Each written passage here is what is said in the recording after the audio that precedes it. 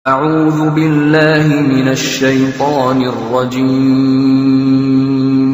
بسم الله الرحمن الرحيم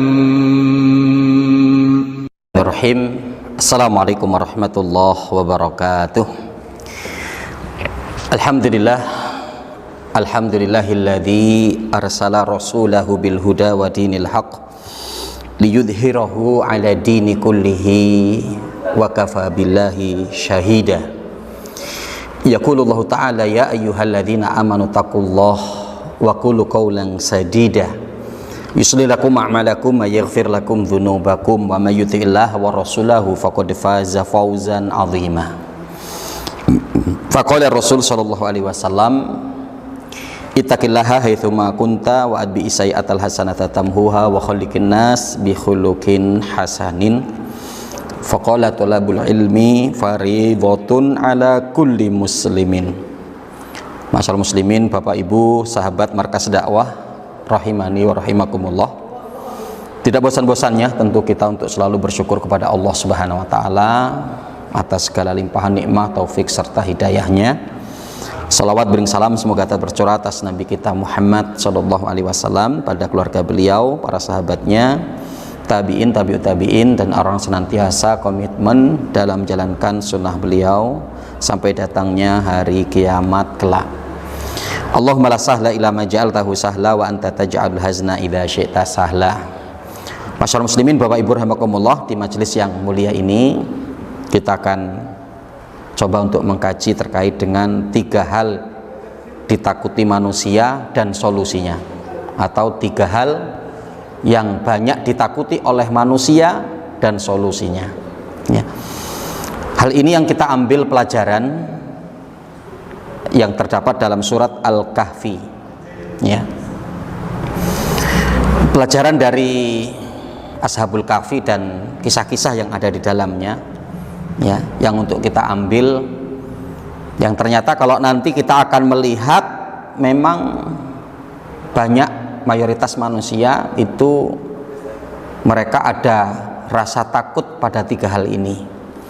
Dan Masya Allah, ya, termasuk hal yang istimewanya dari 3 hal yang kita takutkan atau ditakutkan oleh manusia itu dalam surat Al-Kahfi sekaligus diberikan solusinya, ya, seperti apa solusi yang terbaik yang untuk kita lakukan.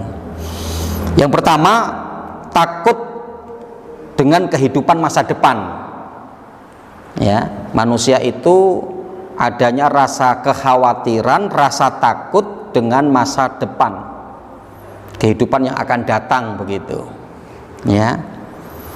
Jadi artinya kehidupan yang akan datang nanti itu seperti apa, begitu kan, mendapatkan kenyamanan atau tidak, mendapatkan ketentraman atau tidak, bahagia atau bahkan mungkin lawannya sengsara, sukses atau tidak sukses, ya.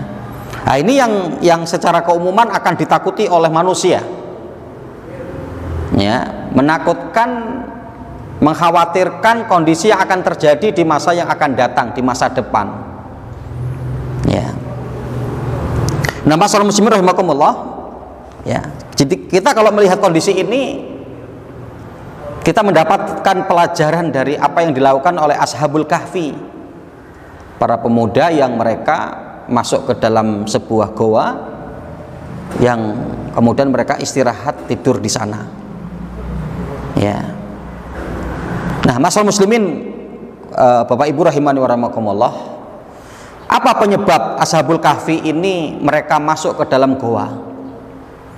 Karena apa? Dalam kondisi intimidasi, ancaman, ya, yang mereka dapatkan dari raja pada waktu itu, yang bahkan mereka dicari-cari, mereka akan ditangkap, mereka akan disiksa, mereka akan dibunuh, begitu, ya. Nah, yang singgahnya apa, masyaallah, dengan kondisi yang ada ini, sudahlah, akhirnya kemudian mereka masuk ke dalam sebuah goa yang kemudian setelah itu apa? Mereka serahkan kondisi mereka kepada Allah, ya. Mereka serahkan kondisi mereka kepada Allah sehingga mereka untuk beristirahat untuk tidur-tiduran di dalam goa yang sampai sekian ratus tahun begitu kan.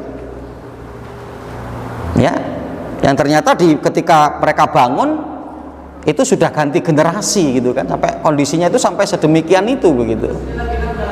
Ya, sampai seperti itu kondisinya kan. Ya. Nah, jadi artinya apa masalah muslimin rahimakumullah? Konsepnya adalah kita tidak perlu untuk rasa takut. Kita tidak perlu untuk takut dengan apa yang akan terjadi pada diri kita di kondisi yang akan datang. Selagi apa? Kita mau menyerahkan urusan kita kepada Allah.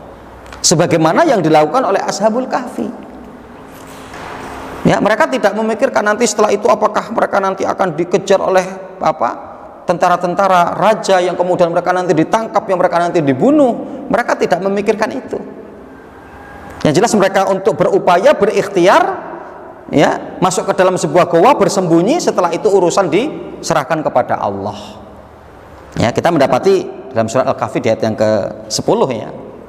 Ketika Allah menceritakan tentang mereka, awal fityatu ilal kahfi faqalu rabbana atina min ladunka rahmah wa hayyi' lana min amrina rasyada.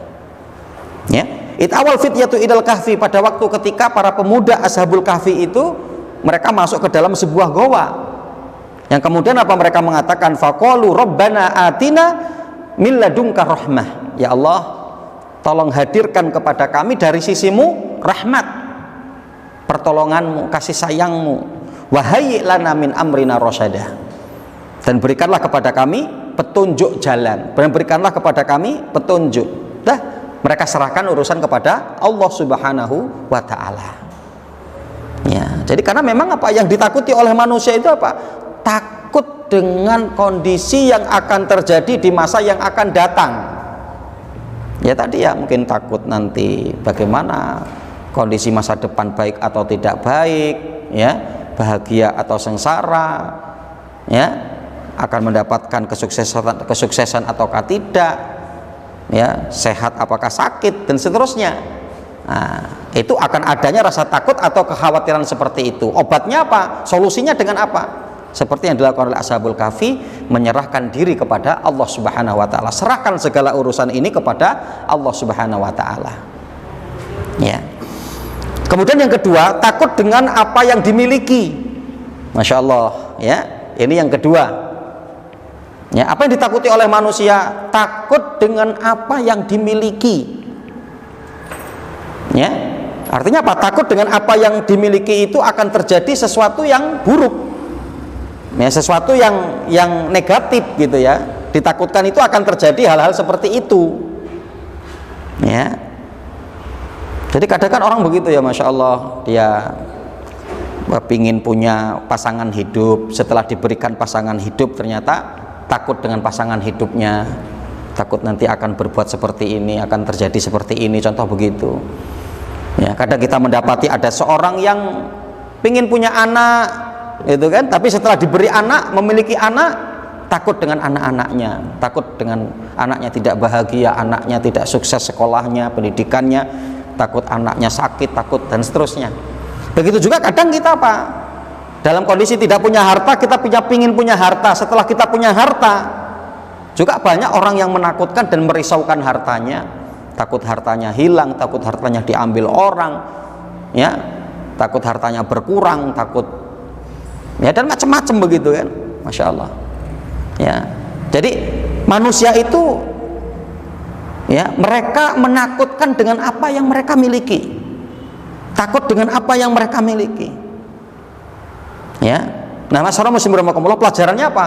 Kita bisa mengambil dari surat Al-Kahfi di ayat yang ke-46. Ya, ketika Allah Subhanahu wa ta'ala menyebutkan al-malu wal banun zinatul hayati dunya wal baqiyatu sholihatu khairun inda rabbika thawaba wa khairun amala. Al-malu wal banun, ya, harta dan anak-anak itulah sesuatu yang kita miliki kan gitu ya. Zinatul hayati dunya itu adalah perhiasan kehidupan dunia.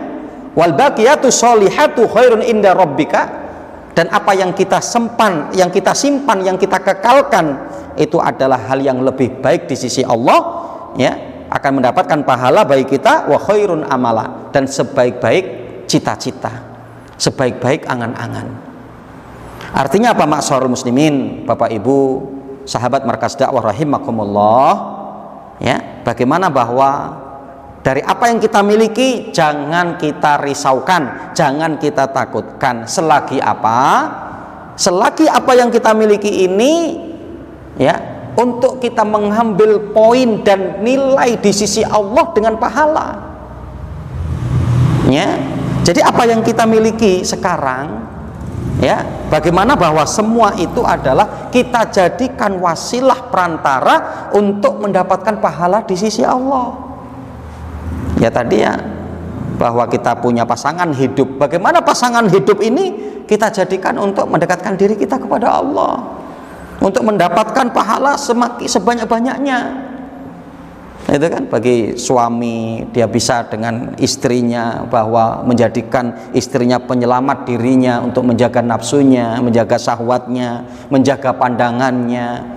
Ya, bisa dengan istrinya akan kemudian dia memberikan nafkah kepadanya, di situ dia akan mendapatkan pahala yang besar. Begitu juga bagi seorang wanita, bagaimana untuk menjadikan suaminya adalah wasilah untuk ketaatan kepada Allah. Ya, memberikan ketaatan secara utuh. Selagi itu bukan dalam kemaksiatan kepada Allah, ketika dia memberikan pelayanan yang terbaik kepada suaminya, maka di situ pahala seabrek yang akan kemudian dia dapatkan. Pahala yang begitu banyak yang akan didapatkan dari seorang wanita. Ya. Nah, maka apa? Ya. Jadi ketika contoh seorang yang takut dengan pasangan hidupnya, mengkhawatirkan akan pasangan hidupnya, jadikan sebagai wasilah untuk mendapatkan pahala di sisi Allah. Ya, begitu juga anak kita. Ya, yuk kita jadikan anak kita untuk menjadi wasilah mendekatkan diri kita kepada Allah, memborong pahala dari sisi Allah. Begitu juga dengan harta kita. Maka bagaimana, ayo kita jadikan harta kita untuk sebagai simpanan yang terbaik. Wal baqiyatu sholihatu khairun inda rabbika thawaba wa khairun amala. Menjadi keinginan kita yang besar, cita-cita kita yang besar, tujuan kita yang besar. Ya. Begitu juga untuk mendapatkan keridhaan Allah, pahala di sisi Allah, maka kita jadikan apa yang kita miliki hari ini ketika kita di atas muka bumi ini untuk kita jadikan wasilah mendekatkan diri kita kepada Allah.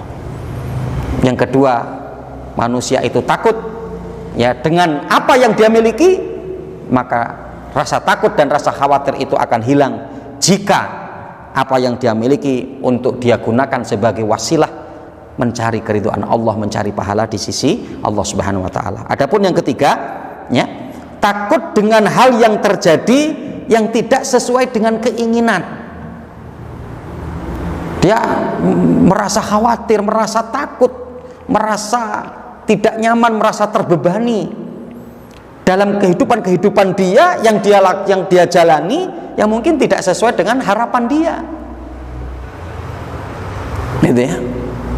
Nah, ini mayoritas manusia terjadi seperti ini. Gitu ya. Ya karena kita kan punya planning, kita punya cita-cita, punya keinginan, punya harapan. Yang kadang apa yang menjadi harapan kita, planning kita, cita-cita kita itu tidak dikabulkan oleh Allah. Tidak secara realnya kita tidak mendapatkan itu. Nah, maka kita melihat solusinya adalah pelajaran dari dalam surat Al-Kahfi, bahwa di mana apa? Kita melihat kisah Nabi Musa ketika berguru kepada Khidir. Itu kan? Yang sampai pada waktu ketika Nabi Musa alaihi salam ingin belajar, waktu itu kan Khidir sudah mengatakan, ya, bahwa wahai Musa, kamu tidak akan mungkin sanggup. Itu kan? Kalau mau mengambil ilmu dariku, kamu tidak akan bisa sabar. Tapi ketika itu Nabi Musa apa? Memberikan satu jaminan kalau dia bisa untuk mengikuti, dia bisa untuk bersabar. Yang diantaranya contoh dari beberapa yang dilakukan oleh Nabi Khidir kepada Nabi Musa pada waktu itu kan begitu ya, yaitu dengan apa? Melubangi kapal. Ketika mereka mau berlayar kemudian dilubangi. Itu. Nah, ini kan Nabi Musa waktu itu, loh kayak mana kita mau berlayar kok malah dilubangi? Nanti ini akan memberikan mudarat, ini akan memberikan bahaya. Nah, itu kan? Yang tapi ternyata apa? Di balik itu adanya faedah, karena kapal itu nanti perahu tersebut akan diminta oleh raja, akan diambil oleh raja. Maka ketika dirubangi, dibuat buruk, maka apa? Itu nanti tidak diambil, dan orang yang pemilik kapal itu masih tetap bisa untuk berlayar, mencari ikan, mencari maisha dengan kapalnya. Ya. Nah, jadi masalah muslim rahimakumullah artinya apa?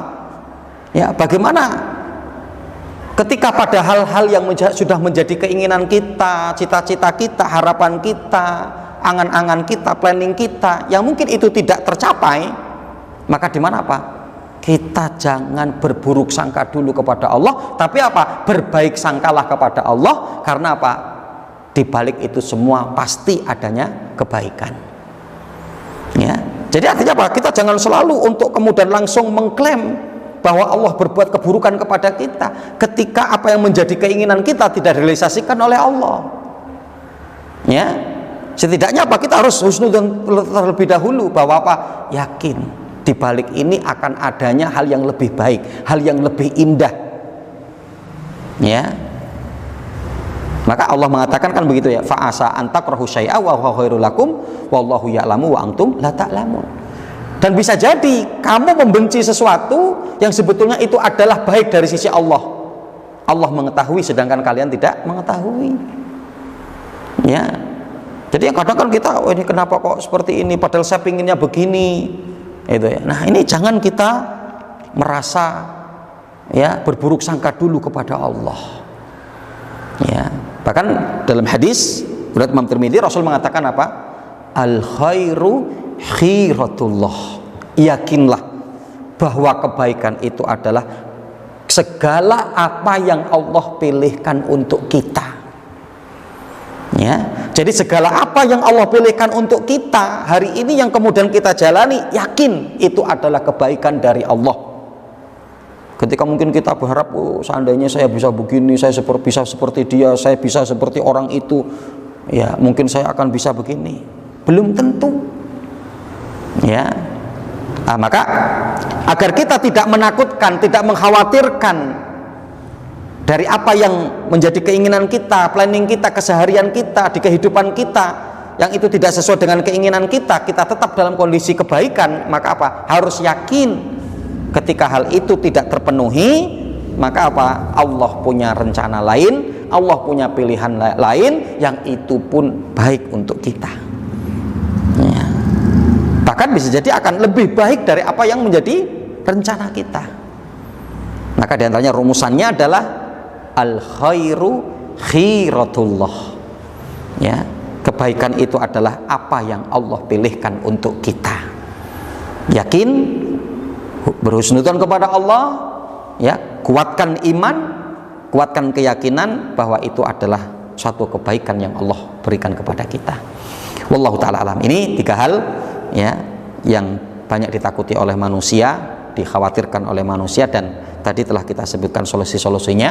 Maka bagaimana ketika kita selalu memperhatikan kepada solusi-solusi yang ada ini, maka mudah-mudahan Allah akan selalu berikan kehidupan kenyamanan kepada kita, ketentraman. Kita tidak perlu untuk mengkhawatirkan, yang dengan kita bisa untuk tetap fokus dalam pengabdian diri kita kepada Allah sebagai hamba Allah, untuk selalu melakukan ketaatan kepadanya dan berupaya untuk terus-menerus meninggalkan apa yang dilarang dari kemaksiatan dan dosa yang ada. Wallahu ta'ala alam. Ini mungkin dapat kami sampaikan dan memberikan satu kemanfaatan. Aku qouli hadza wa billahi taufiq wal hidayah. Wassalamualaikum warahmatullahi wabarakatuh.